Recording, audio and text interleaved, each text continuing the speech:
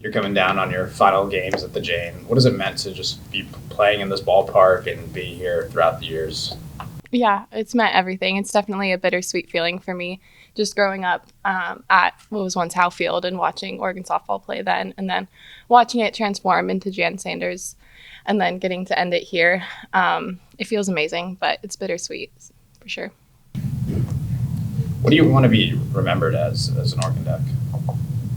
I think just someone who works really hard. I think my work ethic is something I take a lot of pride in, and I've had a lot of ups and downs throughout my career, but I always have been able to bounce back and be there in big moments.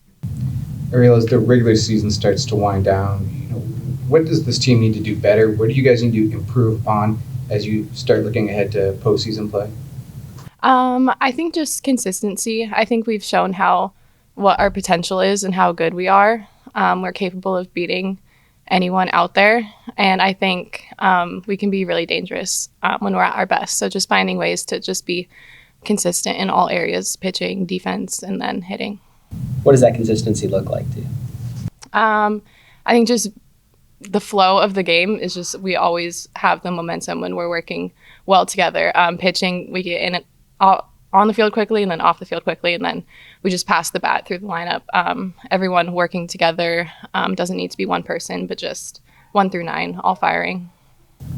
Is there necessarily maybe one game where you guys kind of look at that game as kind of like the standard of what you want to play to every time? Is there a game that comes to mind, or do you guys still feel like you're looking for that game where like you're like, okay, this is it, this is how we need to be playing heading into the postseason? Yeah, I think every game that we've played, I'm sure someone can find something that we could do better at. But I just think the Washington series that we played here back at home just a few weeks ago, I think that was a really good series for all of us. They're obviously a very talented team, but we were able to take 2 from them. So I think that just shows us how capable we are. And some of the games were high scoring, but then the game on Sunday was lower scoring. So it's like just when we need pitching, it's there. When we need offense, it's also there. How emotionally taxing was this past weekend? How do you try to respond going into a very emotional rivalry series?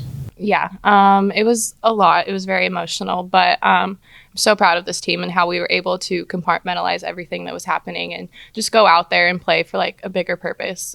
What happened, I think, just gave us all a lot of perspective on the game, and it doesn't really matter if you're striking out, having a bad at bat when you have a teammate who was taken off the field like that, and so we were just trying to play for her. What's the difference like playing in center field compared to right field? At practice, the outfielders are playing all the positions regardless of where we start once the lineup is written. So I've had reps in center, but it's definitely a transition just in terms of like communication with the people next to me, but I feel confident out there. Do you feel like kind of watching? How